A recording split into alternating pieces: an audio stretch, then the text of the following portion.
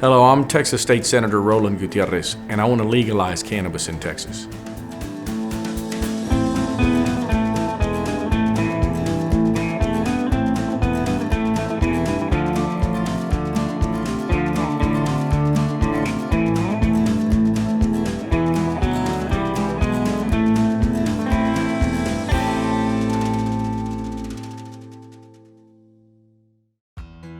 "36 states have legalized cannabis in some way, shape, or form, either through full medical or through full recreational.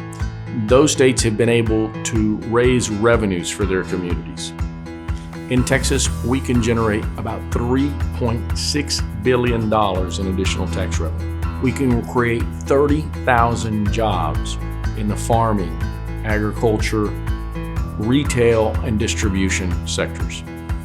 It's time that we change the paradigm on cannabis because, quite frankly, we've been lied to for about 50 years. So in 1970, Richard Nixon classified our drugs. Richard Nixon at that time was fighting a counterculture, and he was very much wanting to put marijuana on Schedule 1. Schedule 1 was the harshest of drugs. The sale of marijuana is even more difficult to detect and halt than the traffic in drugs such as opium, morphine, and heroin. A study was done. He didn't like the responses from the study. His own panel suggested that it had high therapeutic value and very little addictive qualities. Nixon cut a deal with Congress and said, you guys can regulate the drugs, but my Attorney General and subsequent Attorney Generals would be responsible for doing the scheduling. And that's how cannabis came to be on Schedule 1 as a pilot program, and unfortunately, it's never been removed. So as we traveled throughout the country and talked to different people and different experts, Colorado's done a very good job on the cannabis component.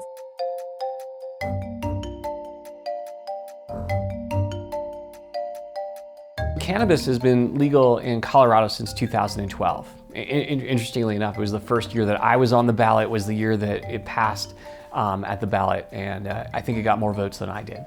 We had already been doing medical marijuana legally here in Colorado since 2000, and people had seen the sky hadn't fallen, that patients, especially kids with seizures and cancers, were getting health care. And what we've seen here in Colorado is we've seen people from all over the country, sometimes all over the world, kids with intractable seizures, come to Colorado, and it doesn't cure it for everyone, but for those that it does, it's life-changing. My husband was in the Air Force for over 20 years. He retired in San Antonio at Randolph Air Force Base, and we have an 11-year-old son named Vincent. Vincent has severe autism, level 3 autism, and intractable epileptic encephalopathy. He was seizing every 10 seconds when we lived in Texas. Every 10 seconds. I don't know how he functioned so long. My son is so strong to be able to do that. It's scary as a parent when you've done everything that a neurologist tells you to do, but it doesn't work and you're out of options. Tell me about the type of drugs that he was taking at that time. He was prescribed Klonopin, which is a benzodiazepine. They prescribed antidepressants for the migraines associated with the aggression from Keppra, and then the sleeplessness that he had to take another medication for, and it was just this never-ending circle of side effects and drugs. Benzodiazepines are tranquilizers, so they're generally sedating. And when you talk to some of the parents where the kids have had to be on benzodiazepines, you'll find out that they were lethargic, they weren't alert, they had trouble learning, etc. And so a lot of those medicines that are being used for seizures were ones that had side effects that were significant. In Texas, we have the compassionate use bill. When it first began, it started as a CBD bill with 0.3% of THC. The expansion of that has grown to 0.5% THC content. Neither of those is considered a medical cannabis bill by any stretch of the imagination. Teacup just doesn't work for my son and doesn't work for most patients with intractable epilepsy and many autistic patients as well. high CBD strains cause my son to seize more, they make him more aggressive, and they just exacerbate all of his issues. They do the exact opposite of what we need them to do. THC and high THC ratios have been the life-changing medicine that my son needed. We're finding that the best combination is both THC and CBD. And legislation that currently sits at 0.5% THC isn't going to move the needle. That's correct. That dose of THC is way too low to help a lot of people. Every expert out there doesn't even qualify Texas as a medical marijuana state at this time. I wouldn't. The great thing about social media is it connects people even when they can't connect in person. So I had a fellow special needs family in the Austin area reach out. Hey, have you heard about Cannabis for Autism? And then we just jumped in with both feet and did a lot of research and a lot of educating of ourselves. How many moms that you know have moved to Colorado? Several hundred. And they have similar stories. They are out of options and out of hope. And this should not be the end game. We shouldn't go through all of the medications and all of these dangerous options before we try this plant. And that's what we did with our son. We tried the medications. He wasn't stopping. We tried these things. What would have happened if we moved here 2 or 3 years earlier? What would have happened if we had access to this plant before he dealt with the side effects, before the weight gain, before the cognitive issues? So Colorado's done a very good job of taking care of kids. You know, when a kid has an issue and a cannabis prescription is required, they'll need 2 doctors to concur, and the children are monitored through those physicians. They've not had a problem where you've had a child be injured in any way from cannabis. On the contrary, a lot of children, especially in that autistic world and the epileptic world, have seen a tremendous amount of relief through this drug. The first dose was just mind-blowing for us. And Vincent is very limited verbally. You know, he could say 2 words, maybe 3 words together. And he had a bottle of water in his hand, so I leaned back, I gave him the cap. I said, "Here, Vincent, that's a good idea, Mom." My son put together this full sentence, unprompted, on his own. I mean, that was more than what 5 years of speech therapy had ever given us. And that's what this little plant, this little bit of oil did for him. That's your first discovery, and what's happened since then? Since then, he's weaned off of all of his pharmaceutical medications. When they get started on CBD and or some THC, depending on their condition, their seizures drop to once a month or something like that, or even less. What would happen to you if you went to Texas with what's in your purse right now? What's in my purse is a nasal spray for rescue and 3 syringes of oil, his daily amount of medicine. I would face life in prison if I was in Texas right now and I got pulled over like that. My goodness.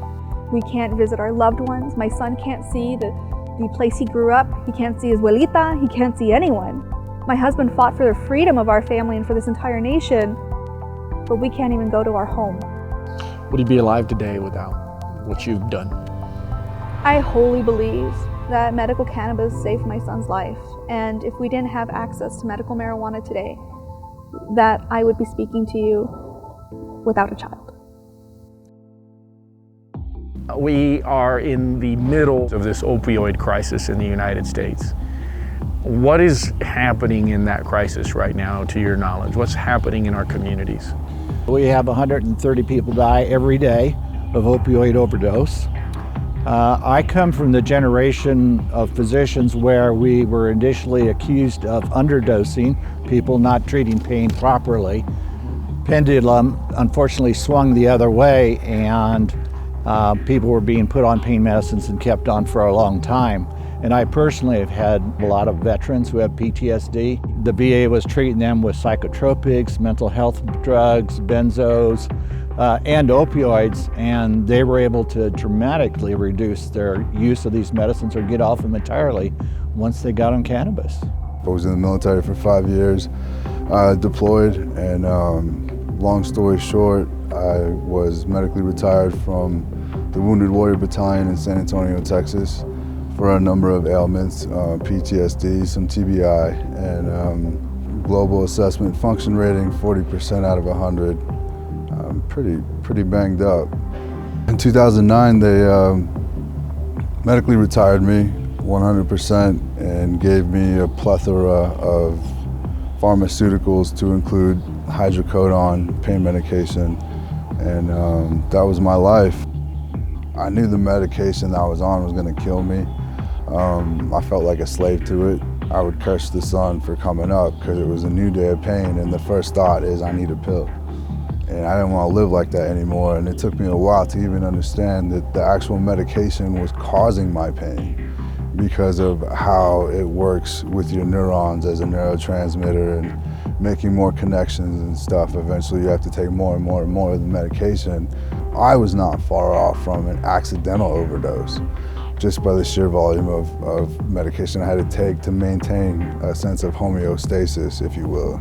I was diagnosed with hemiplegic migraines, which is like having a really nasty migraine with stroke and seizures. Come 2011, I had to step down from my service because they got to the point that they were debilitating. I had to spend weeks at a time in the hospital, and the amount of medications they put me on was unreal.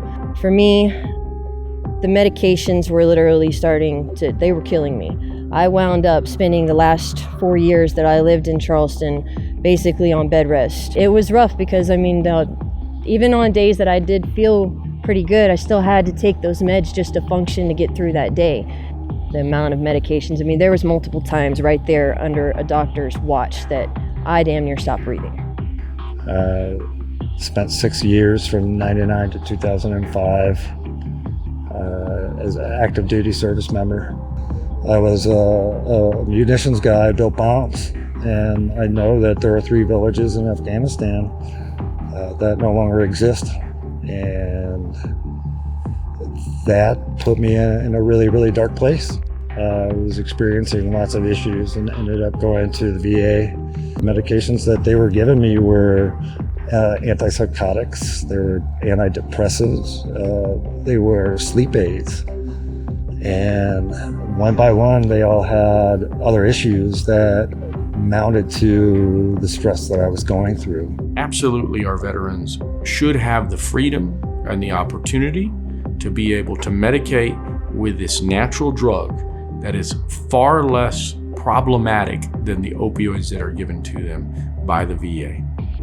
So sold everything I owned and headed out to Colorado for cannabis and healing. You can either diminish or eliminate the use of the opioids and other pain medicines when you add in cannabis. So high levels of addiction for opioids. Yes. Very low addictive rates for cannabis. I have not read ever of one person overdosing on cannabis. It is extremely safe, and I think that's one of the unfortunate parts of having it Schedule 1, etc., because compared to the other drugs, it's infinitely safer. There was a time period where within 14 days I got 12 hours of sleep. That was it, and I was using the medication that they gave me, literally drooling on myself and not being able to fall asleep. From time to time, I've had to slip into a little deeper state of alcoholism to take care of that. Here recently, I'm at 4 months without any alcohol, and I did that with cannabis. When it comes to veterans, 22 of us kill ourselves a day, and if cannabis is going to save one of us, why would you say no?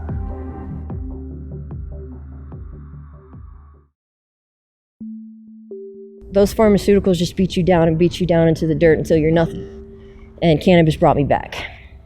When I started using cannabis here, I could eradicate my pain. Once we got out here though, I had no idea that I was going to completely get off of all of my medications. I have been completely pharmaceutical free for 2 years now. So you have people who get injuries at a very young age. They're prescribed opiates. They become addicted, and we know that black market heroin is cheaper than prescription opiates, which means when it turns into an addiction, that's where people end up going. And this is a sad and tragic and deadly concoction that we have. What's happened now because of our legal medical cannabis industry is people are able to seek alternatives.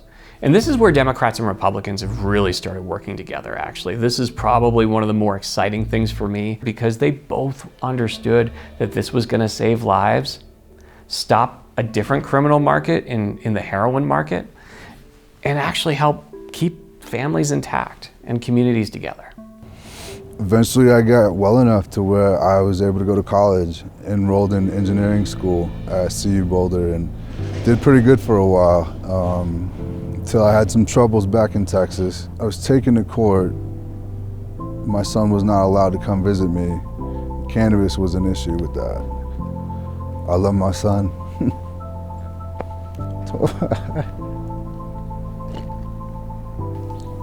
Nobody should have to be a criminal or a bad parent because they want to heal. I am a thousand times more of a functional and productive citizen because I have access to cannabis than I ever could, was, or would be on prescription pain medication. If it wasn't for the great state of Colorado allowing me access to natural plant medicine such as cannabis, I would not be here today. Cannabis saved my life. It is time that we help those Texans and those that have fled the state and give them the opportunity to come back. At the same time, do what's right for our infrastructure, create jobs, create revenue. Do what's right for our communities that are failing.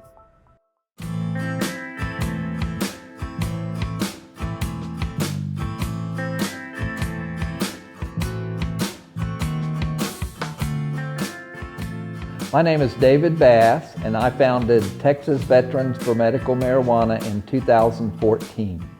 When I came back from Iraq in 2005, I had some very strange symptoms. My symptoms were that I was having anger outbursts, I wasn't sleeping well, I felt really paranoid, and I felt all the time as if I was still in Iraq. I could hear a rock, I could smell a rock. I felt like I shouldn't go out into the civilian world with these strange symptoms. So I went over to the mental health clinic at Fort Hood, and they said, Major Bass, these are the symptoms of post-traumatic stress disorder, and we want you to start taking this medication. I was already taking opioids for chronic pain from some injuries that I was dealing with that I had had on active duty. But I really hated the side effects of these medications. The psychotropic medications made me feel like a zombie. I didn't really feel like I was me anymore under the influence of these psychotropic meds. And the opioids, I knew I was really dependent on. Since 2006, I've been a law enforcement officer. I started out with Travis County, working as a jailer. Did that for 18 months while I put myself through the police academy. Once I graduated the police academy, I accepted a position with the Pflugerville Police Department, where I stayed until April of 2019. Through that time, kind of the cumulative effects of traumas and a lot of the negative aspects of society that you're exposed to as a police officer took its toll on me. Things that, you know, as you go along, you kind of push it down. But I think it most deeply affected my family, my personal relationships, which I had a pretty serious problem with alcohol. I was drinking myself to death because it was my only option. It's either that or prescription medications. And I don't like the prescription medications, the anti-anxiety meds, the antidepressants. The side effects are so terrible that you'd rather deal with your illness than the side effects that the drugs give you. I asked my psychiatrist at the VA one day, I said, how much longer am I going to have to take these pills? And he said, we're not even going to discuss you changing medication or getting off of medication for 2 years, which was really not an acceptable answer to me. And so I started doing research, and on the internet I saw these two words together that I had never seen together before, and the two words were medical marijuana. I started researching medical marijuana, and in 2012, I got access to medical grade cannabis, which I was purchasing illegally. And so for 1 year in 2012, I would vaporize with a small portable vaporizer 1/2 gram of cannabis every evening, and I didn't have any nightmares and these intrusive thoughts went away. And by the end of 2012, I had stopped taking the opioids and the psychotropic medications. Cannabis has significantly improved my quality of life. Before I had a lot of trouble with sleeping. I'd have nightmares. I'd usually wake up at 1, 2 o'clock in the morning and not be able to go back to sleep because of nightmares. With cannabis, I'm able to sleep through the night and sleep well. That helps a lot with issues of anxiety and agitation that go along with trauma. Cannabis specifically benefits me with how I interact with my family. I think cannabis makes me a more patient, loving, just a better person. Makes me a better father, a better husband, and I know my family can attest to that. With cannabis, I have no side effects. All of the side effects are positive side effects. I don't have intrusive thoughts, I'm not paranoid, I don't have anger outbursts like I used to. I sleep 8 hours peacefully every single night. It controls the pain. The problem is, in Texas, I'm a criminal because of making this choice. There is some problem with our opioid addiction, our prevalence in giving it to our veterans, and we need to have some alternatives. And I think that marijuana, cannabis, is a very viable alternative that will allow our veterans to have a much better quality of life. Obviously, as a law enforcement officer, I wasn't using cannabis, and actually was a very active police officer. I've made a lot of arrests for marijuana over the years. I never really thought of it as a super serious crime or anything like that, but I felt like I was doing my job. During that time, states started having adult use legalization in California and in Washington, and that's kind of spread. And we've seen that society hasn't fallen apart, everything's fine. Law enforcement being so involved in cannabis definitely affects people negatively. There's a lot of people who are not committing any other crimes. They're simply using marijuana for whatever reason they choose, whether it be recreational or for medical uses. People are losing property, vehicles, and all kinds of their personal property over drug seizure. And it's really a way for a lot of law enforcement agencies to bolster their budgets, to be able to get new cars, different toys, I call it toys, but different tools that they may not be able to purchase through their budgets. They can bolster their budget with drug seizure funds. And marijuana is easier to detect, cannabis is easier to detect than a lot of other substances because of the smell. And that smell gives an officer probable cause to search a vehicle. The amount of money that's being spent for drug enforcement, specifically marijuana, is astronomical. The resources that are being used to put nonviolent offenders in jail is absurd. We go on and we have, there was big news about all the untested rape kits. Those rape kits are still untested, yet the local governments and state governments worried about testing THC levels in marijuana to distinguish between marijuana and hemp. Again, we're talking about a plant, but you have human victims of sexual assault whose cases are going untried because those kits are going untested. So I think as Texans, we have to look and see what's our priority. We have an opportunity to save the lives of the 600,000, and quite frankly more, people that have been affected by a low-level cannabis crime, that haven't been able to go into the military, that haven't been able to go into college. Those 600,000 are just in the last 10 years.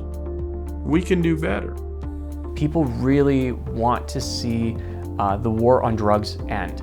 We're wasting taxpayer dollars, we're incarcerating people. There's a huge equity component to this. And last but not least, it's a good economic driver for the state, not only in terms of cannabis sales, but everything that brings, whether it's tourism or science or research.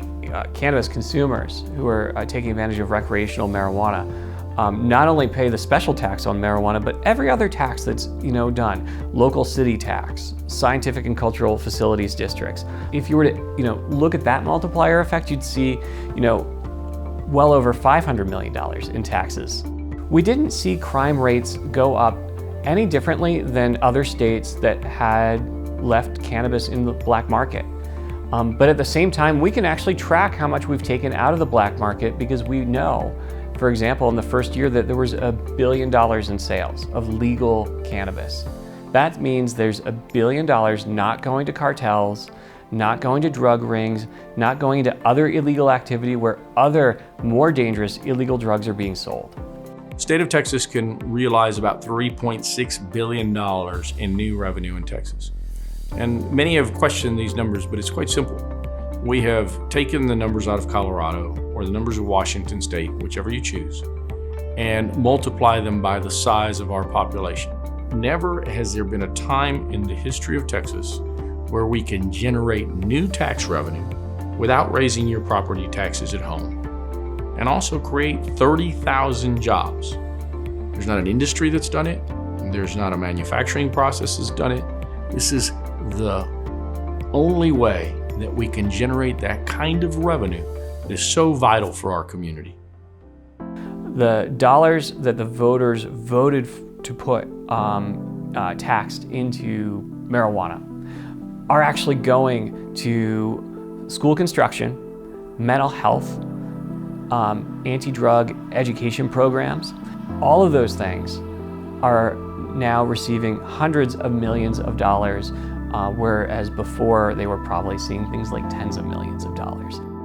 Our bill or some other bill like it would be able to raise revenue for our highway infrastructure, for our schools, or for law enforcement, as they've done in Colorado. The more we treat marijuana like the drug it is, and not the drug that some people fear it to be, we can start dealing with some of the inconvenient truths, but actually start to solve the problems that have been plaguing our communities and grow business at the same time. And that's a remarkable, earth-shattering, groundbreaking, bridge-building opportunity that I wish more people would be taking advantage of right now. It could be a situation that over the next 4 years, you might have Congress legalize marijuana. If that happens, Texas will have lost an opportunity to create over 30,000 jobs, and that's a shame. Because at that point, those same manufacturers will say, well, I'll just have the folks in Colorado ship you our product once you opt in as a state.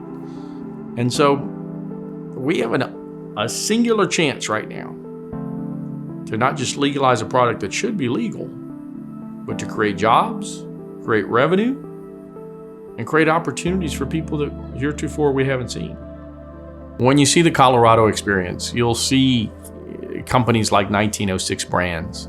When you go to Canada, you'll see companies like Canopy Growth on a much larger scale. There are regulations in place. There's sanitary issues that are met.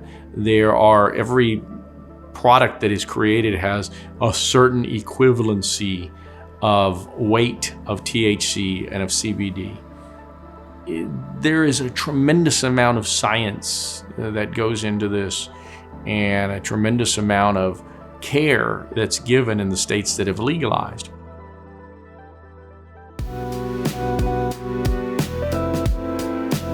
So we're here at 1906 Cannabis Manufacturing Plant in Colorado, just outside of Denver.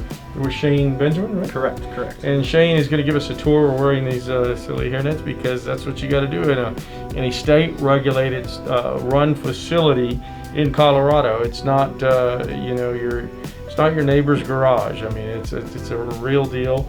Every bit of cannabis is weighed and measured properly, and every product has its own amount of THC and so on. So the regulation level is exceedingly high. Shane, thank you for the opportunity to be here with you. We look forward to the tour. For sure. Happy to show you around.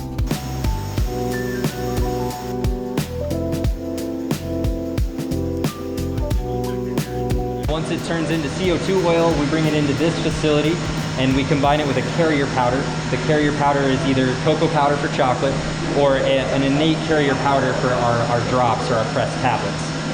Once they're infused and we create that loaded powder, then we formulate our recipes based off of our other plant medicines for our specific experiences. And then it goes through rigorous amounts of testing before it's ever released for production. We have a state-mandated seed-to-sale tracking system called Metric, and that uses what you see over there as those blue RFID tags for recreational products, and then yellow RFID tags for medical products. There's basically what's called seed-to-sale tracking for both medical and recreational marijuana. What that means is every single employee is badged and background checked. It means that every single plant actually has a tag attached to it. So if it slips out the back door, a regulator from the state can walk in, look for that RFID tag. If it's gone rogue, gone missing, that industry, that business can be shut down. People can end up in jail. And they also know the likelihood of them attaining another business license, either for cannabis or for anything else, is so diminished that it's not worth the risk.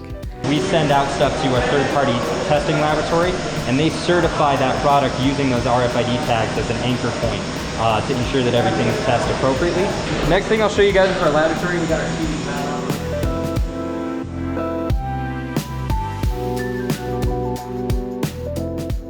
Everybody that you see here has one of these badges. It's an occupational badge that the state issues post your background check. These two are my all-stars. They're crushing it. So they're just going through and doing some infusion process. From here, they'll bake it and go through the micro-liquid encapsulation process. The end product is monitored for the potency and equivalencies for how much CBD's in it, how much THC is. Yep, exactly. So the two things that we look for most specifically are THC and CBD. Those are the two that we post on every individual dynamic test result tag that goes out that the consumers can see themselves on the products. How many different competitors do you Sure, have? great question. We have about four direct competitors, and then within the press tablet we have about 3 direct competitors. Do you find that it's better to have the competition? Yeah, you know, free market economics is always great. It's also awesome to have the collaboration mindset, and what we see is variety, flavor, efficacy, and eventually the competition really drives variety and ensures the consumer can get the top quality product. And not only do I want, as a legislator, want something that's legal in Texas, but I want to have a free market. And I think I'm trying to convince folks that that's the better approach. Yeah. There shouldn't be participation trophies. Yeah, that's it. That's it. I like that.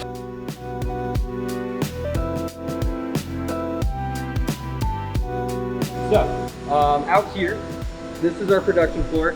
Our canning operators are constantly weighing these beans to ensure that the floated chocolate is the correct weight, which gives the correct serving. So these pop open. And this is what shows all of our legal information required by the state. So here has all of our licensing numbers, allergen statements, everything that we need. These are our Genius drops. They're made for mental acuity and focus and attention. What makes our drops special are our pressed tablets. In this instance, is we use a plant medicine called rhodiola. Rhodiola has been known to increase mental acuity, focus, and attention. I need some of that. Yeah, it's super helpful. It's a low dose of cannabis, so it's 2.5 milligrams of THC and CBD for a nice steady high that isn't going to rearrange your day, but definitely give you a good feeling like you can take it on. Angel and I have worked together for about 5 years. He's one of our top operators. He's in charge of all of the panning. Angel has personally manufactured about $70 million worth of edibles. Man, how does that make you feel? Crazy, man.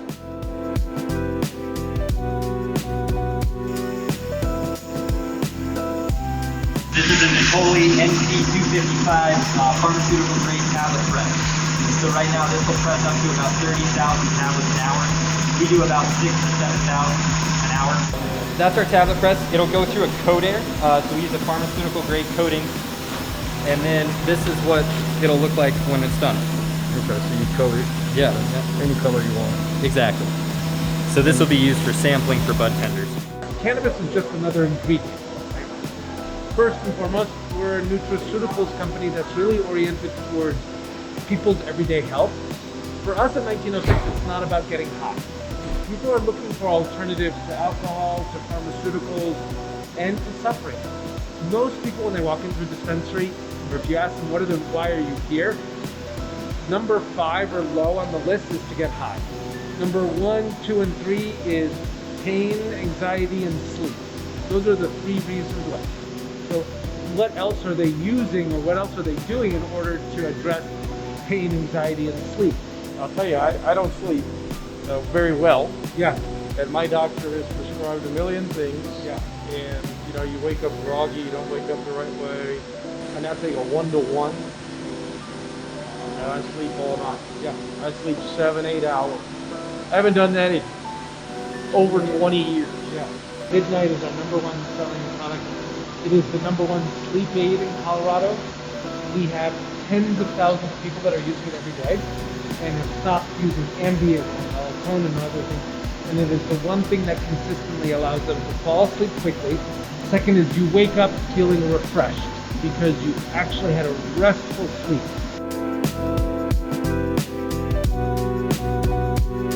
The state regulates the fact that everything needs to be in a child-resistant container. So in this instance, it's like a folding flap that you have to push forward. Okay. So then open it up, and then the consumer would see something like that. And in this instance, these are just waste boxes that we'll throw out. So I think it's clear that if you were to legalize cannabis, whether on a full medical scale or on a recreational consumptive formula, I think that what you're going to have is a product that's regulated, number one, grown in Texas by Texas farmers, manufactured by Texas laboratories, dispensed by Texas dispensaries, and the ability to be able to provide a seed to sale component to a product is so important in the regulation of this drug. This batch of chocolate will yield about $170,000 of wholesale product. 25% of the tax of the 130. Correct. Right now, we manufacture anywhere from $750,000 to about $1 million a month is our manufacturing cadence. So our final and largest line here in footprint on the floor is our chocolate depositing and manufacturing line. What makes this machine so special is it's the only one in the world that does what it does. This is a prototype machine that we have invested heavily in to ensure that our chocolate manufacturing and dosing is the most effective and consistent on the market. So I've never tried anything that's chocolate, THC, and it kind of tastes like chocolate. 100%, there's no hash flavor in any of our formulations. What we found is being a premium edible brand, we want to have a really premium chocolate that just so happens to deliver the plant medicines that everybody's looking for. Okay, very good.